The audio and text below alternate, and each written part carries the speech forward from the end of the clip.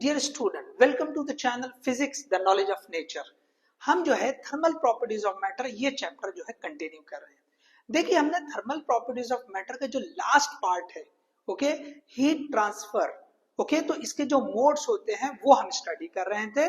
तो पहला जो मोड है, first mode, that is conduction, वो हमने लास्ट क्लास में कंप्लीट कर लिया है। अब आगे बढ़ते हैं, जो नेक्स्ट मोड है दैट इज कन्वेक्शन, उसको हम इस क्लास में स्टडी करेंगे।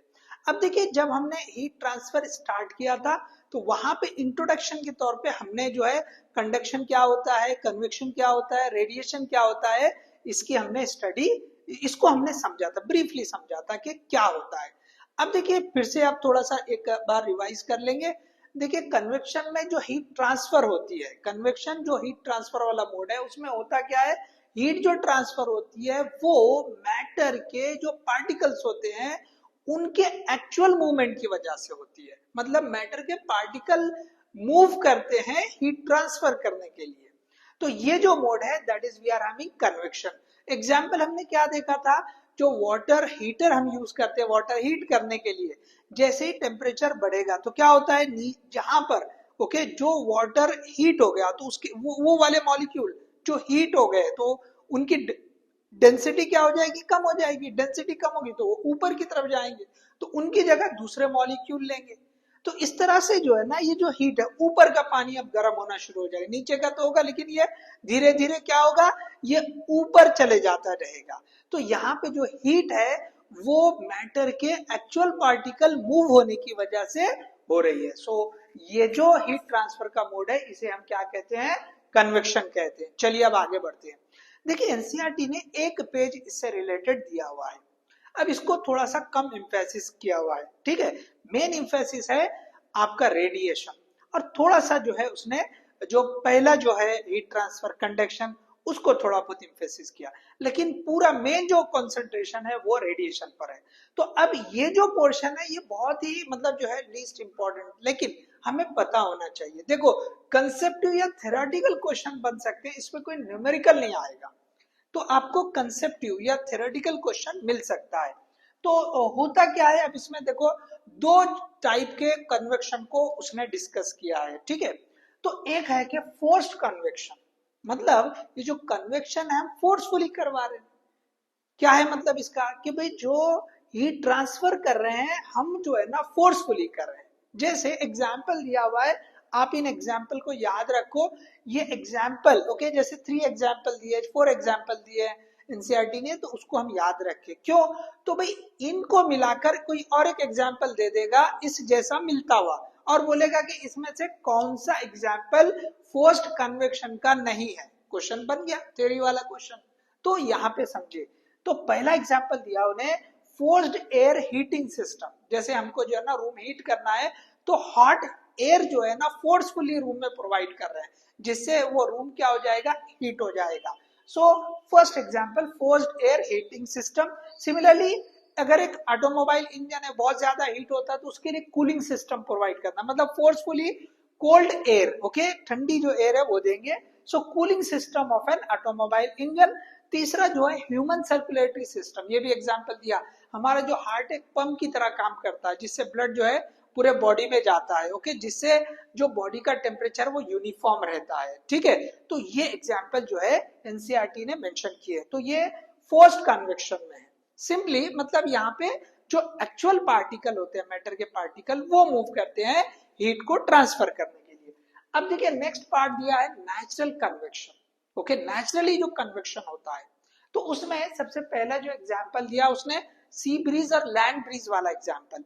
आपने स्कूल टाइम पे ये पढ़ा होगा। देखिए क्या होता है कि जो डे टाइम होता है ना, डे में ओके, जब हीट जो है आ रही है सन से, तो ये जो हमारी लैंड होती है ना, और जो समंदर रहेगा सी, ओके, तो वाटर जो है ना हीट होने के लिए ज्यादा टाइम लेगा। क्यों, सो वाटर की जो स्पेसिफिक हीट कैपेसिटी है वो ज्यादा होती है, मतलब उसका 1 डिग्री जो सेल्सियस का टेम्परेचर चेंज होने के लिए हीट ज्यादा लगती है एज कंपेयर टू लैंड के। तो यहाँ पे क्या होगा, दिन के टाइम में ये जो लैंड है वो बहुत जल्दी वार्म हो जाएगी, जिसकी वजह से ये लैंड के ऊपर की जो एयर रहेगी वो वार्म हो जाएगी, गर्म होगी। अब ये जो यहाँ की एयर गर्म होगी तो क्या होगा, ये जो है ना ऐसे ऊपर जाएगी, तो ऊपर जाएगी तो उसको रास्ता किधर रहेगा? अब ये आगे जैसे समंदर के किनारे की बात कर रहे हैं, ओके, समंदर से लग के, तो ये एयर जो है ना इस तरफ जाएगी, लैंड से किधर जाएगी? बस ये जो समंदर है इसके ऊपर की जो एयर रहेगी वो ठंडी रहेगी, तो वो ठंडी एयर जो है ना जब ये यहाँ की एयर इधर जाएगी तो ठंडी एयर यहाँ जगह लेगी, तो यहां से जो है ना ये एयर ऐसे आएगी। So this is called as sea breeze, इसको क्या बोलते हैं हम? Sea breeze. तो दिन का जो टाइम होता है उसमें जो समंदर की तरफ से जो हवा आती है, एयर आती है, वो ठंडी आती है, तो कोल्ड एयर जो है ना आती है। तो यहाँ लिखा देखो लैंड वार्मर देन वाटर, तो लैंड जो है दिन में वाटर के कंपैरिजन में ज्यादा गर्म होता है, तो इस वजह से क्या होता है कि ये जो समंदर की तरफ से जो हवा आती है दिन में, एयर जो आती है वो ठंडी आती है, इसको कहा जाता है सी ब्रीज। क्या कहते हैं इसको? Sea breeze. अब अगर ये हम सिनारियो रात के लिए देखते हैं, अब रात हो गई, ठीक है ना, अब दिन भर जो है ना वो हीट से जो है ये पानी गर्म होते होते अच्छा खासा गर्म हो जाता है, ठीक है।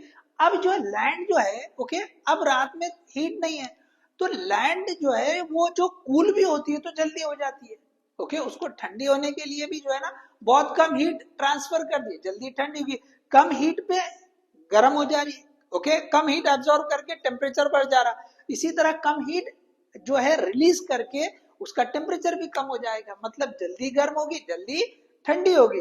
लेकिन ये जो वाटर है, सी वाटर, ये जो है ना बहुत ज्यादा जो है ना इसकी स्पेसिफिक हीट कैपेसिटी, जैसे मैंने बोला कि ज्यादा होती है, तो स्पेसिफिक हीट कैपेसिटी आपको जो है, ओके, इसमें भी हम इस चैप्टर में भी जैसे कैलोरीमेट्री उससे पहले होता है, ठीक है ना, उससे पहले कवर किया हुआ है, ठीक है। आप अगर याद है तो ठीक है, नहीं तो एक बार जाकर आप देख ले, कैलोरीमेट्री से पहले स्पेसिफिक हीट कैपेसिटी कवर किया हुआ है, ठीक है। तो अब देखो इसकी स्पेसिफिक हीट कैपेसिटी ज्यादा, मतलब इसको बहुत ज्यादा हीट जो है ना डिसिपेट करना पड़ेगा तो टेम्परेचर कम होगा, तो अब ये इसको बहुत टाइम लगेगा हीट डिसिपेट करने के लिए, तो यहाँ जो टेम्परेचर रहेगा या जो वाटर रहेगा सी, उसका टेम्परेचर ज्यादा रहेगा, मतलब यहाँ पे जो हवा रहेगी ऊपर की वो भी गर्म हो जाएगी। अब ये गर्म हवा ऊपर जाएगी तो ये उसकी जगह कौन फिल करेगा? तो लैंड की तरफ से जो ठंडी हवा आ रही है, ओके, लैंड की तरफ से ये जो ठंडी हवा आएगी वो जगह फिल करेगी, और यहाँ से जो ऊपर की हवा, ये जो सरफेस सी वाटर के ऊपर या सी लेवल के ऊपर जो हवा है, ओके, यहाँ पर ये हवा जो है या एयर, ये जो है लैंड की तरफ जाएगी, तो इसे, ओके, ये कहा जाता है ये लैंड ब्रीज, ओके, इसे क्या कहते हैं हम? लैंड ब्रीज, जो रात में जो है लैंड से सी की तरफ आ रही है, ओके, तो लैंड से सी की तरफ ये जो है ये ठंडी हवा आएगी।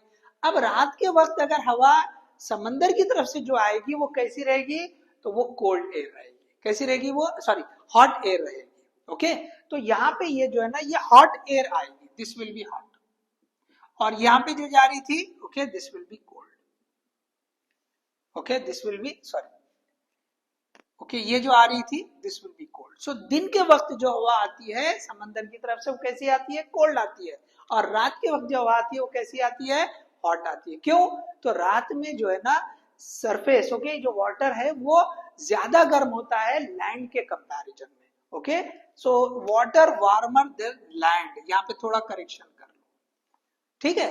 तो सिंपल, ओके, ये जो है ये है नेचुरल कन्वेक्शन। तो क्या याद रखोगे? कंसेप्ट आप याद रख लो, दिन में जो समंदर से हवा आएगी समंदर की तरफ से, okay, from sea to land that will be cooled, okay, समंदर, ओके, समंदर से लैंड की तरफ जो हवा आएगी वो कैसी रहेगी? कोल्ड, और रात में जो समंदर से लैंड की तरफ आएगी वो कैसी रहेगी? हॉट। रीजन क्या है? तो वाटर की जो स्पेसिफिक हीट कैपेसिटी होती है वो ज्यादा होती है, ठीक है ना। तो दिन के वक्त क्या होगा? वाटर हीट होने के लिए, टेम्परेचर बढ़ने के लिए उसको ज्यादा टाइम लगेगा, लेकिन लैंड बहुत जल्दी हीट हो जाएगी, ठीक है। और रात में वैसे ही ठंडा होने के लिए समंदर के पानी को टाइम ज्यादा लगेगा, लेकिन लैंड जो है बहुत जल्दी ठंडी हो जाएगी, ठीक है। सो चले, ये एक एग्जांपल था नेचुरल कन्वेक्शन का। चलिए लास्ट एग्जांपल जहां पे हम कंक्लूड कर लेंगे कन्वेक्शन को, एक नेचुरल कन्वेक्शन और दिया है, ट्रेड विंड्स, ओके। अब ये ट्रेड विंड्स क्या है? तो देखो ये जो है ना इक्वेटर जो होता है, ओके, इक्वेटर के पास जो है ना बहुत ज्यादा गर्मी होती है, ओके, डायरेक्ट सनलाइट जो है ना इक्वेटर की तरफ ज्यादा पड़ती है, और उसको अगर हमने पोल की तरफ कंपेयर करें तो पोल के करीब जो मतलब जो हीट या सन से जो रेडिएशन आती है वो कम आती है, okay, as compare to equator. तो इक्वेटर के पास क्या होगा, एयर बहुत हॉट हो जाए, क्यों, कि वहां की लैंड जो है हॉट है, और जो पोल है वहां पे तो ठंडा है, तो वहां की एयर कैसी रहेगी, ओके, कूल रहेगी। तो क्या होगा, ये जो हॉट एयर है वो जो है ना ऊपर की तरफ जाएगी, ठीक है, वो पोल की तरफ जाएगी। किधर जाएगी वो, बस जगह फिल करना है, ओके, वो लेवल जो है, तो इक्वेटर से वो पोल की तरफ जाएगी, और जो पोल के पास की जो कूल एयर है वो क्या हो जाएगी, वो इक्वेटर की तरफ आएगी। इस तरह से ये जो एयर का जो करंट है, एयर करंट, इसको क्या बोलेंगे हम, एयर करंट, मतलब जो एयर के मॉलिक्यूल फ्लो रहे हैं पर्टिकुलर डायरेक्शन में। करंट मतलब एक पर्टिकुलर डायरेक्शन में फ्लो होने को बोलते हैं। इलेक्ट्रिक करंट कोई हम जनरली करंट बोल देते हैं, इलेक्ट्रिक करंट सिंपली करंट हम इसलिए बोल रहे हैं कि ज्यादातर उसी टर्मिनोलॉजी में यूज होता है, बाकी जगह पे हम करंट नहीं बोलते हैं। वाटर फ्लो रहा है, कि जैसे हम रिवर का बोल रहे हैं, तो वहां पर भी जो वाटर एक डायरेक्शन में फ्लो रहा है उसे हम वाटर करंट कहेंगे, ठीक है। तो करंट मतलब एक पर्टिकुलर डायरेक्शन में फ्लो होने को बोलते हैं। इलेक्ट्रिक करंट मतलब चार्जेस किसी एक डायरेक्शन में फ्लो हो रहे हैं। तो यहाँ पे क्या होगा, ये जो एयर का करंट सेटअप हो जाएगा, मतलब पोल से जो है हॉट एयर जो है, सॉरी, इक्वेटर से हॉट एयर, ओके, इक्वेटर से ये hot air, okay, hot air किधर जाएगी, तो पोल की तरफ जाएगी, और यहां से जो कोल्ड एयर है वो इक्वेटर की तरफ आएगी। तो इसे हम कहते हैं ट्रेड विंड्स। तो ये दो एग्जाम्पल आपको नेचुरल कन्वेक्शन में दिए है। तो यहाँ पे ये नेचुरल कन्वेक्शन कंप्लीट हो जाता है। जो सारी चीजें एनसीईआरटी में मेंशन की थी वो मैंने आपके सामने रख दी है। तो hope you understood this one. अब नेक्स्ट सेशन जो रहेगा उसमें हम जो है ना, बहुत ज्यादा इंपॉर्टेंट है रेडिएशन, वो हम पढ़ेंगे। देखिए रेडिएशन का जो पार्ट है वो स्टेट बोर्ड में भी जो है, स्टेट बोर्ड का जो सिलेबस है उसमें जो है ये रेडिएशन रखा है।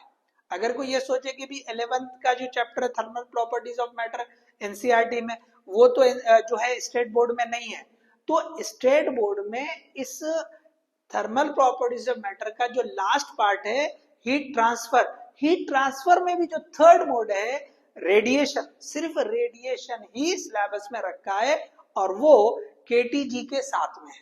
तो जो स्टेट बोर्ड वाले हैं तो उनके स्टेट बोर्ड के लिए पढ़ रहे हैं, तो उनको जो है इस चैप्टर में से रेडिएशन पढ़ना जरूरी हो जाता है, ठीक है। So hope you understood this one. Next lecture में हम जो है रेडिएशन स्टार्ट करेंगे। Thank you.